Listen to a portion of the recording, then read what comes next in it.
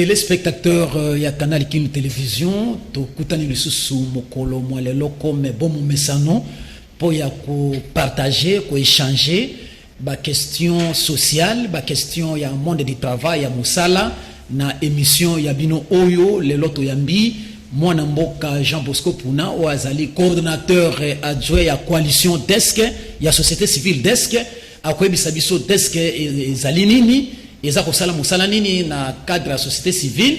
tokolobela makambo matali reprise ya activité scolaire na habité l'union sopena ba université po ya zali expert ya makambo tali éducation tokolobela ndeng makambo matali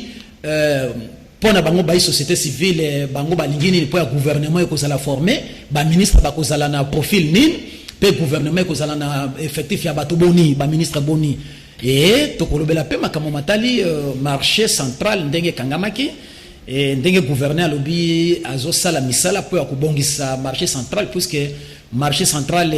kolanda maloba ya gouverneur ezali bosoto et bongi ba bongisango tokozwa pe son de cloche ya coalition desk ya société civile. Bonjour mon mboka Jean Bosco Puna. Bonjour ndeko Alenoka. Mais yo za toujours na première ligne d'attaque ya société civile olembakate bandaka la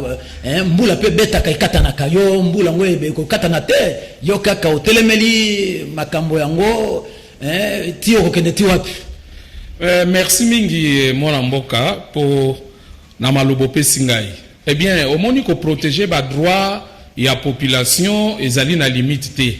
Mbala inso soko moni ke ba droit ya population ezali lésé ezali violé biso na ngambo na biso ya coalition desk eh bien esengeli totelema potolobela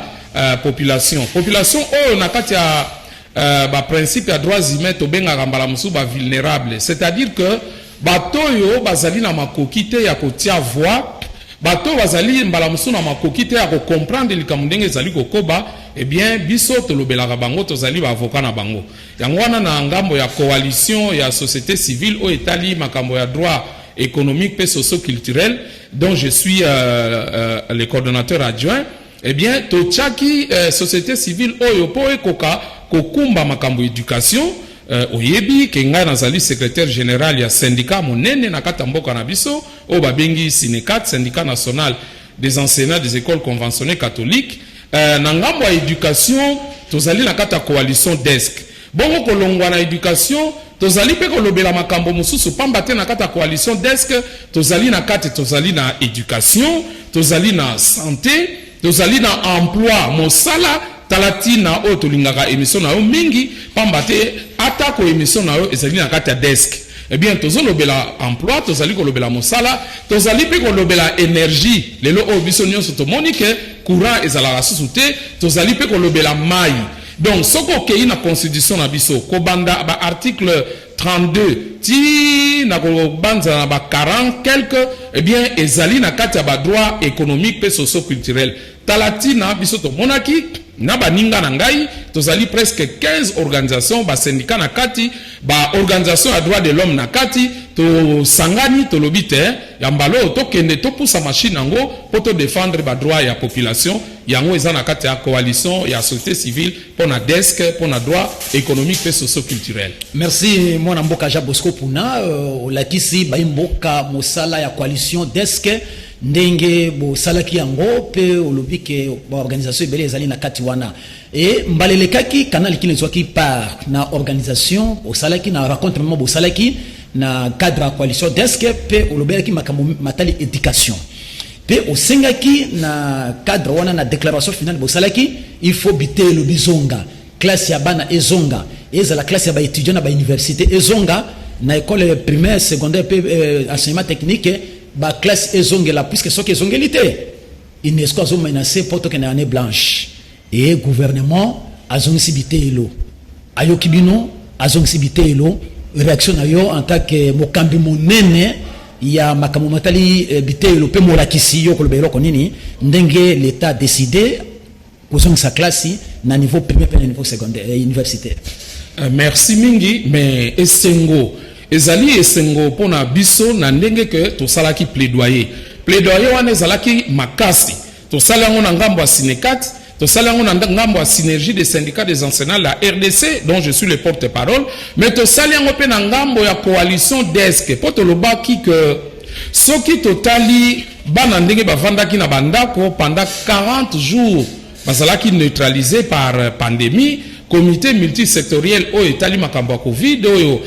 Dr Muyembe azali kokamba to monaki que soko bana ba continuer ko vanda na bandako ekozala pasi pona bana ba conséquences tozalaki déjà ko mona ngo yebaka ndeko Alain que soko tali makambo abitelo mwana tango azokende na kelasi azozwa mayele azali kozwa ezali formation intellectuelle to pesa bango tozali ko pesa bango pe formation to bengi morale tozali pe ko pesa bango formation physique na telemata wana omoni formation physique mwana primaire azosala 6 ans akei secondaire asali 6 ans soko mwana azali ko sala sport ndenge to yambaka bango na bitelo tala okomona bana baye minene obésité ekoti po na ndenge bavandi na ndako kolala kolia ezalaki pasi mingi ndenge moko pona ba étudiant donc kola lelo tozali na kosepela pamba te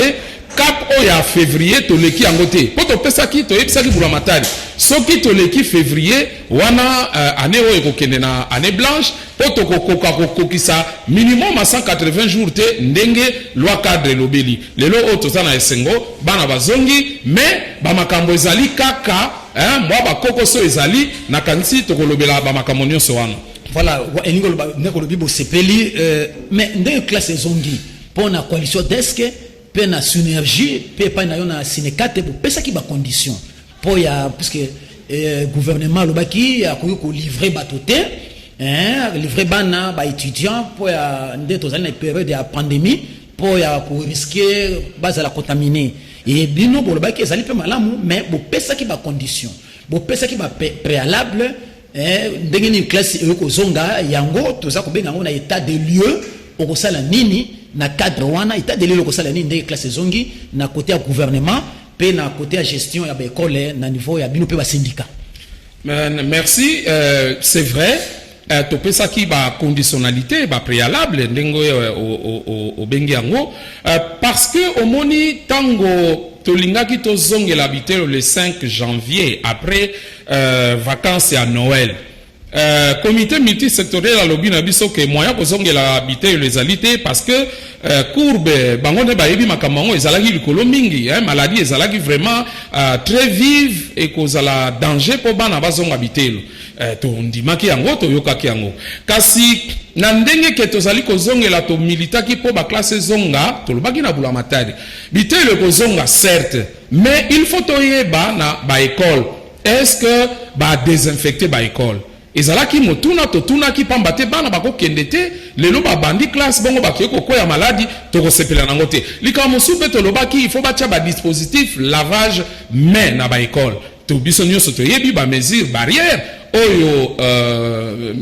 OMS azali ko édicter même awa na biso na ministère na biso à santé to lobi pe que il faut maezala na ba école wana ezalaki ba minimum ba préalable to zalaki nango sans compter d'abord ba revendication ba enseignant oyebi kino lelo yo ba NU ebele nanu ba futamité mais to zwana nu ba prévention sanitaire wana soko tali to tamboli na mwa ba école to moni ke makamnyo so wana ba chef d'établissement bazo bundana po batia yango mais de manière générale nyonso wana ekokisa minanu te oyebi mwana mboka makambo tozali ko vivre mikolo oyo etali mai régie des eaux ezali likambo nini comité de gestion wana toyebi te tosala na yango nini régie des eaux makambo nini ezali koleka pamba te mai ezali te le mokola lelo biso tozali ko plaider po ba prioriser même ba école pamba te bana soki bakei na école bako utiliser ba toilette bana bako kei na ba école bako yambana bana bakei na ba école il faut ba luka ko lia na récréation bongo bako sokola maboko te to tamboli na ba école ebele ndenge ka biso moko biso nyonso to vanda bandako mai ekomi rare batu ba bimaka na ba 3h du matin ekozala difficile que moi nazo kende classe aba na okumbaka na mai oyo agono ko sokola maboko ekozala passe yango na to lobi il faut absolument eza impératif que régie des eaux azwa mayele pona ko protéger ba école atia ba mai po ba mesure barrière wana to ko akosalela ngo na ndenge elongo bani na kata bitelo wana ezaki ba condition to pesaki to kolika ke lokola ndenge ba école et bandi ba chef d'établissement ils vont s'employer gouvernement pe akosala manso pona ko protéger baleki na biso bakei bana na biso bakei kelasi mais pe na ba étudiant ba oyo bakei na université. Voilà, balandi canal kin télévision pe émission mosala balandi o malamu mais tozongi toujours na cadre ya kozongi la classe ndenge zongi calendrier aménagé puisque Mbula Matar via ministère ya EPST après ça qui calendrier aménagé o ezokende ti soki na ba mois de septembre na kolikia tina le 8 septembre tina mois de septembre sanza ya libwa ya Mbula oyo ekokende kuna au lieu place suka na sanza ya Mutoba ekokende sanza ya Sambo ekokende ti kuna bo apprécier calendrier wana ndenge nini na ngambo na bino ya coalition na ngambo ya syndicat Sinecat pe na ngambo ya bino ya ba syndicat Synergie bo apprécier calendrier ya ministère EPST ndenge nini. Bon, mais il faut d'abord yeba que calendrier réaménagé ezalaki bosenga na biso. Biso tango to bandi, tango to zo sala ba assemblée na biso, to sengaki na ministère, na gouvernement, oyebi que gouvernement ngo ezali démissionnaire, ba ministre non pas zali ko kenda, surtout ya EPST moyen buto lo bezate. Donc, to lobe makambo na ya. To lobi que calendrier réaménagé ministère ebimisi yango oyeke ba technicien ba expert bazali ba oyo basala ka calendrier évidemment calendrier soko bazali ko sala yango esenga kaka que batonio se va participer na kata loi ba lobby mobeko ezali et lobby que le processus doit être participatif, c'est-à-dire que ba partenaire nyonso yesengeli bazala associé atako biso na ngambo syndicat tozala kité togolika ke ba oyo ba réaménager calendrier ba tenir compte ya ba jour nyonso to perdaki oyo bana ba perdre na ba école, il faut ba tenir compte na yango yango na to moni ba récupérer plus ou moins 40 jours to sepeli quand même mais maintenant oyo tozali ko senga c'est que calendrier wana ekende bo eko bati suka tolingi te ke tant tozo tambola toyoka lisusu ke non ba suspendre ba école wana vraiment ekozala ba aventure pamba te soki ba suspendre encore ba école makambo nyonso ebebi bana makambo ba yekolaki mikolo elekaki eh bien ba bosani yango oyebi ka banda kuna biso ndenge ezali passe ezali pauvreté ezali bana courant ezali te moyen basala ba révision ezate bana ba bosani makambo wana nyonso wana donc yango wana biso to lobi calendrier oui ezalaki réaménagé ba yokeli biso c'est une très bonne chose tozo keneti le 8 septembre tokoba il faut que calendrier wana ezala imposable na bato nyonso ezala ba école privée ezala ba école publique biso nyonso tozali ko salela calendrier moko parce que toutes les écoles ezali régies na loi cadre moko. Voilà makambo matali gratuité ya éducation na mboka na biso puisque tata mokonzi Félix Antoine Tshisekedi Tshilombo a salaki gratuité ya éducation alobaki no balakisi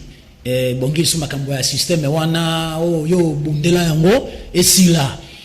ba motivation ya ba perdiem elongwa na bikole ba parents bazali ba continuer ko sise bango te baza ba cheval à l'été o telemaki yango bundaki yango pe o atakaki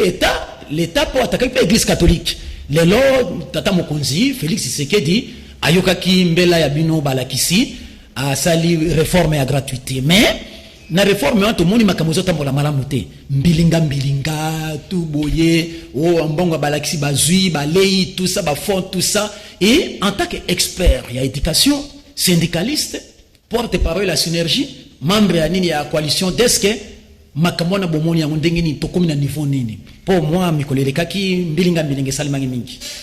Merci mingi papa Alain. Gratuité de l'enseignement au lobby ango solo, plus de 20 ans de combat. Au moni, tangu ozobundisa l'état pour likambo modèle wana, obundisa église pour likambo modèle wana. Il faut bo pikate, biso makasi na biso utaka na balakisi. Pambate, balakisi ba oyo bazali ba membre na kata syndicat na biso bandimela mosala oyo. Bango nde batu babundaka biso tozali liboso na biso, liboso na bango. Ndenge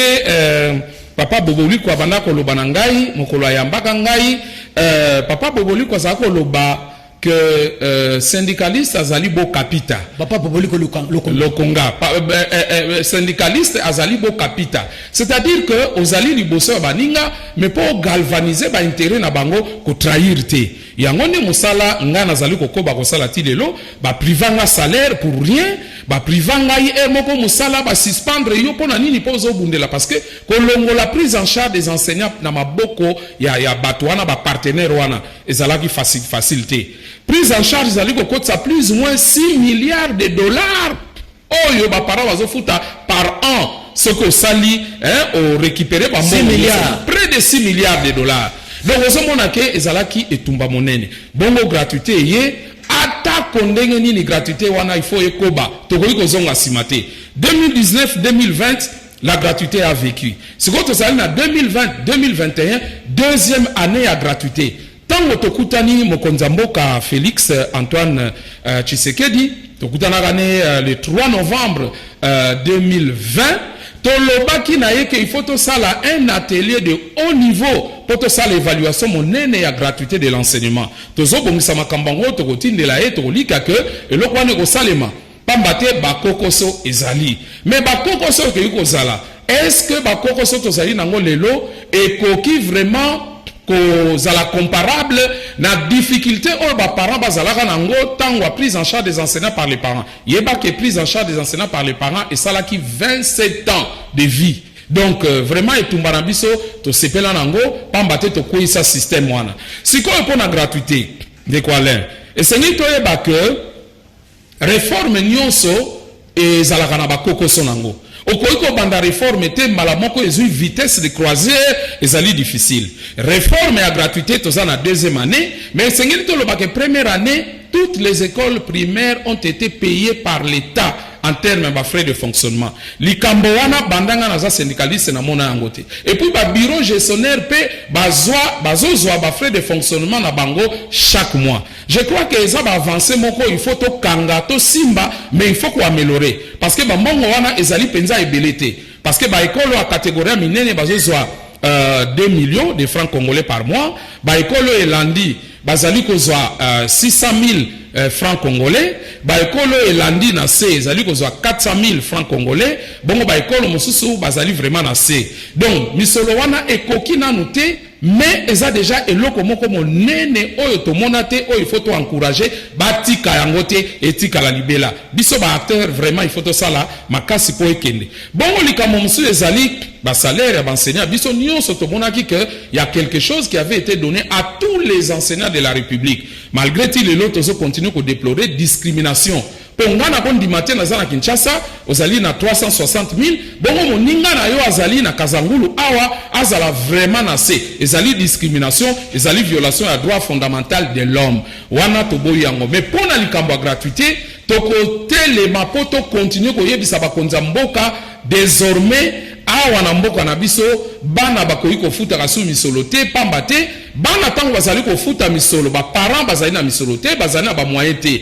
obmoni ndeko Alain et banda ozala nini sur 222 jours de cours ozomona bana batangi kaka 150 jours de cours donc ozomona bana azoleka classe eloko pe ya malonga esalemi na mutuna ete yango wana biso tolobi nzambe ayoki biso ndenge tobundelaki gratuité tolongi yango maintenant il faut to ça la pression na gouvernement pour améliorer ba conditions de vie na ya travail ya balakisi et puis ba améliorer ba frais de fonctionnement pour makambo nyonso ekende alima. Voilà, tozongeli makambo ya toujours plus tozana na secteur éducation, makambo ya gestion ya mbongo. Bosalaki pe na communiquer moko bosalaki na mbongo ebungaki kolanda publication ya IGF. IGF alobaki polele que 662 millions de francs congolais ezobunga. 62 millions, je pense. Oui, de francs congolais. Une équivalence à 62 millions de dollars. Milliards, alors, bouclier télémaki na état-major, syndicat, et syndicat ya yope na synergie, télémaki le Kambouango. Mais motuna tozo tuna boye. Est-ce que Makambo na mnyo sekoleka, ministre a titele ya koye bayangote? Bakti maboko na inspecteur général. Batipe maboko na directeur à Sekopé puisque balobi mbilinga nde ya ba école fictive ya ba enseignant fictif et salema kinde la koto wana yango monoke moyen ya ko contenir makambo ya gratuité za les sociétés pesi poko sonde ngotu ko le basiko discrimination awa boye mbongo ya kinda Kinshasa balaxi ba mbongo moi likolo na ba province mbongo eza na se mais bango nyonso bazaka na ministère moko ya EPST. Oui, ndeko Alain, ils a vraiment injustice. 62 milliards de francs congolais zali ko bunga. Wana zali IGF mutasali ba révélation ana. Na makambo na epe asali ake ko mona plus de 19 000 écoles fictives. tala mosolo l'État ndenge bazali ko bukuta yango au moment où 19 000 écoles fictives. Or banitende to lobina lingala eza école babikole na basela ngo kaka na lobandenge nini na molili na molimo mosolo bimakane bazwaka voilà o babenga opération retour. Donc au moni que mosolo ebimi ba ke le futa ba école songolo mais mbongo wana ezali ko zonga awa na Kinshasa mais ezali criminel ezali mawa mingi biso le 29 juillet nangabo a Sinekat pe a synergie to salaki mama na assemblée générale bongo na assemblée générale balakisi bango basengaki que inspection générale ya finance o babengi IGF et sala audit na ngambo ya Sekopé to yebisaka pe ministre oyo azali ko tika EPST na mikolo ezali ko ya Willy Bakonga to yebisaki ye papa keba pambate biso to yebi secteur soki osali keba te eloko wana ko emporter yo pambate gestion ya EPST banda yaki omoni mansena babenga kiango une gestion cavalière biso déjà 3 mois avant que IGF a que no sala ba contrôle nae ba enseignant o banda yo kana banzemo ra bango bazo senga vraiment bazongisa Willy Bakonga na bwende pambate ye a favoriser azonga na bwende tu vois que l'enseignant parle par des images. Donc ce que lobi ndengo lingolo bakeno il doit quitter parce que akoki ko kamba EPSTT. Donc ezalaki vraiment pas mingi IGF a que no retrouver ba école fictive 62 milliards ezali volatilisé mais ba enseignant NIT lelo bazali ba vrai enseignant bazali ba oya NI ba futi bangote. Donc ezali vraiment maman na likambo oyo gouvernement ezali ko ya tokolika que tokozwa ministre oyo ya Bwanya azali ko réunir ba qualité ba valeur éthique mais azali pe ko réunir ba compétence pour permettre que tokoka ko redorer image ternie ya EPST parce que soki na enseignement primaire secondaire et professionnel technique makambo baby bana oyo bazo uta awa bakende na université mais ba ozala ebungu tulu eloko moko na mutu ezalité yango tozali véritablement kosenga ke na gouvernement ezali koya tozwa bakonzi oyo bazali ko mettre enseignant bazali ko mettre peuple au cœur ya action publique pambate ndenge penza ministère kambami et kambamaki na nyamu yango wana lelo zomona ke même gratuité ezali na ba problème parce que nous avons demandé qu'on améliore l'enveloppe salariale des enseignants mais ba ko améliorer ndenge nini na ndenge ezali que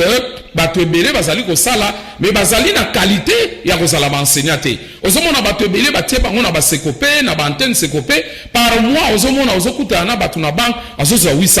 000 francs congolais 900 000 francs congolais mais oyoka etango azoloba français oyoki mawa c'est-à-dire bato parti politique bakoti bango kuna mais wana ya koloba te bakwado bakoti donc ozomona que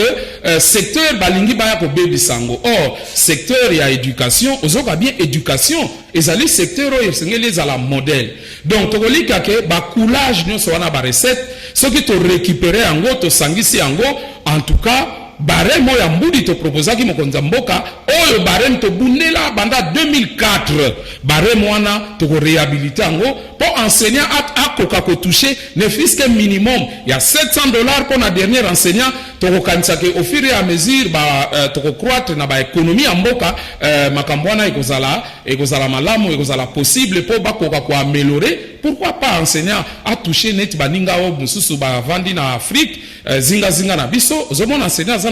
na $1,500 et ça ba minimum moko eko permettre muta sala mosala na Bwanya pe na Bokebi. Voilà oyandoli pe na mutu na ngamo malamu te na dénonciation ya IGF. Est-ce que ministre ya EPST ayokoyeba makamzo le kana secteur na yetendenge bati inspecteur général ya EPST maboko pe bati nani directeur ya Sekopé maboko est-ce que ministre ya EPST puisque batona bazana gestion na ye ya koyeba yango te. Ah merci nalingaki na bunga question wana ndeko makambo ezali boye lorsque IGF a sali rapport na ye IGF a révélé que il y a 5 au cadre de l'EPST au bazali impliqué. Mais bazu déjà mis balé. Bazu déjà mis balé. Et les banini, les 3 autres bako récupérer bango. Omoni parce que Yemoko a révélé qui déjà que non il y a 5 au cadre de l'EPST. Les no oyo bazali ko lobela Sekopé mais Sekopé na lobaboye. Au moment où nous parlons Sekopé wana monaka ezalaka service au départ, service de contrôle et de paie des enseignants. Les lois ba matisa on a niveau ya direction. Mais esengeli toyeba que Sekopé ezali caporalisé, ba ministre nyonso ba lekaka ba utiliser ka Sekopé véritablement net caisse na bango, net chambre na bango. Si les lois ministre nyonso ba kenda te le ba zonga ka kozambongo. Ba zonga kozambongo te na lobi boye ba ministre nyonso ba leka wana Sekopé ezalaka vraiment instrument na bango. Ezala oyo le dernier ministre Willy Bakonga tolobaki na ye keba Sekopé il faut botika ngo asala musala nango na indépendance nango. Malheureusement bayokaki bisote parce que à partir de Sekopé nde oko recruter bato oyebi recrutement ndenge salemaki ambaloyo un recrutement bâclé au mona wapi ba cadre organique ba respecter en côté pour une sous-division par exemple esengela kezala na 60 agents mais yo menya on a 3000 agents mais Bongo, l'État a mis sur le web. Et puis, au tourni budgété, est-ce que ce qui n'a bâti si bateau X, est-ce que tu es capable de faire? Bon, tourni te malamoko, bon, recruter de manière abusive, de manière vraiment, je dirais, frauduleuse. Donc, bisous tout le monde que bateau, oh, mususu wana bazali, nakati ya rapport, oh, ya IGF, bakozwaka bango, et ils doivent répondre, ya makambo bango basali. Et que souka te ke bazwa bango batia bango na boloko non et que souka ke bazwi yo mais il faut zongisa ba misolo yo nyonso yo obuki na kesa l'État ezali na bato ebele ba au cadre wana batongi banda kwa minene batongi ba école ezana ba étage o ndimate na mwangonga oyo donc ba biloko nyonso wana na kata coalition desk toko sala pe mini enquête na biso to identifier l'État doit récupérer ba bien nyonso wana pour ya ko sala ba économie na niveau ya enseignement primaire secondaire et technique. Bongo le bapo ya MESP te lelo boye ezape makambo na bino puisque balobi na MESP kuna makambo tambola kate malade ba malade nyonso bazwa kisimoko nde to kaka pour dénoncer mbala mingi na syndicat na yo na pe na synergie obeli mutu pasi malaria ka donc kisika ka moko bopesa ba malade nyonso kisimoko gestion ya MESP zandenge nini gestion ya MESP zali une gestion chaotique, une gestion calamiteuse na zana mawakara ya komona ke ba syndicaliste ebele bango vraiment bakota na kata MESP po bazala na kata complicité wana ezali mawa mikoleko ya to banositaka kotanga ka ba syndicat wana ezali mawa yo syndicaliste ozali wana po bundela enseignant na loba makambo na biso ba syndicat ba enseignant ezali te ko kende okeno ko accompagner MESP ba pesaka biso gestion ya MESP na pouvoir o eleki totikalaka ko gérer mutuelle wana te pourquoi parce que ba pesanteur elekaki mais nous sommes convaincus que eloko wana ko zongela ka ba enseignant parce que lelo ndengo lobi umoko soko keyi na hôpital okomona ke kisikaka moko bazopesa bongo ba examen mususu ba salaka yango lisusu te et pourtant biso nyonso toyebi que gouvernement azotia près d'$1 million na mutuelle de santé wana chaque mois lelo oto yebite soki ekiti soki mati mais yango wana nde ba subside l'État banda ko pesa na mutuelle de santé ya ba enseignant et puis ba enseignant bango moko pe bazo defalquer bango $10 na kata pour na tina ya mutuelle de santé wana bongo lelo soki enseignant ke hôpital et comme que ba banda ko refouler comme mal propre vraiment ezali likambo ya ko kamwa mais to kolika ke makambo nyonso wana na gouvernement oyo ya son excellence Jean-Michel Sama to ndimi que makambo wana nyonso ko sa ba solution pour gérer autrement et puis mutuelle on est gérer rationnellement et à la gérer en bon père de famille comité de crise batiaka ezali tilelo na kata comité de crise wana ezali Jean Bosco Puna azali tozali pe na inspecteur Bashi bato nyonso bayebi bwana ya papa wana tozali pe na moninga na biso Marcel Nyongo donc équipe wana yango nde esengelaki et diriger MESP pour la repèse à soins de qualité dans balagisi mais to kanisa ke makambo wana nyonso ekoya tant tozozwa gouvernement responsable. Voilà makambo ya marché central puisque na déclaration pour cela qui bolobela qui paie makambo marché central motuna nanga ezali est-ce que gouverneur ya ville ya Kinshasa Chantini Ngobila alobi babongisa ville et bongisa marché et réhabiliter puisque na état actuel ya marché les ali wana bosoto zo mema bokono alors nangambo ya bino est-ce que bomoni yango ezali malamu te est-ce que yo okoloba nini na makambo ndenge évoluer puisque to moni déjà maquette ezawana alobi kala mingi te misala ekobanda est-ce que ezali mabe pour ya ko réhabiliter marché wana marché central? Bon, ezali mabe te, mais oyebi tango coalition desk to tombolaki mongongo. To sengaki nini? To sengaki que il faut to mona maquette ya réhabilitation ba travaux, il faut to yeba maître d'ouvrage, il faut to yeba financement ezo utawapi, il faut to yeba délai ya ba travaux. Mais il faut peut-être batango marché wana ko bonga, est-ce que ba papa ba maman oyo ba tie pembeni ba ko zonga na marché wana omoni mbela desk ezalaki wana bongo to monaki na mikolo elandaki na mbalakata to monaki gouverneur akiti a bandiko la kisaba maquette a lobby que non a kotonga marché wana dans 15 mois yango na pesa ki délai, mais to moni c'est une bonne chose au bongisa marché. Mais si on tali maquette wana ozomona ke maquette wana ezali neti kotonga ezali réhabilitation te. Alors après si 15 mois biso na coalition desk to moni makambo wana ya délai wana tozali kondima yango penza te. Omoni ndeko Alain na mosala tozali ko sala o ya passe ya kolobelaka bato kobundelaka bato omoni gouverneur Ngobila en principe ye akoki ko sala likambo wana te sans que a respecter ba principe ya droits fondamentaux de l'homme. Premier principe, il y a violaki, ezali principe autobengi, principe de participation et d'inclusion. C'est-à-dire que ce que vous allez kotonga, vous allez kobongisa eloko pona moto, mais sans que vous associez ye, c'est que vous allez contre ye. Au moni olingo réhabiliter marché, olobi ko lingo bongisa, otango bopeto, mais solo lana ba représentant ya bateau bazali kolobela ba commerçant ba vendeur ye asalaki yango te. Donc premier principe wana abuki yango. Or soko buki principe o écarter bateau mbala moko ba kopesa yo ba idée mbala moko doute kokota. Deuxième principe oyo gouverneur Ngobila buki ezali principe oyo ya transparence pe ya redevabilité. Au moni droit de l'homme et lobby soko lingo sala eloko c'est un droit fondamental mutu moko te akoko ya kolongola yango. Eh bien il faut la transparent na makambo ozali ko sala transparent na ndenge que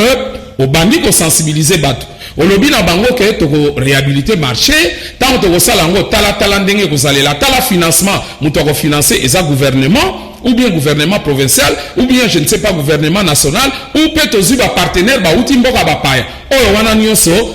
transparence ezalité yango zomona ba commerçant bazo kansake marché wana bateki yango na bapaya po soko kepe atana gambela ozomona ke no bazotonga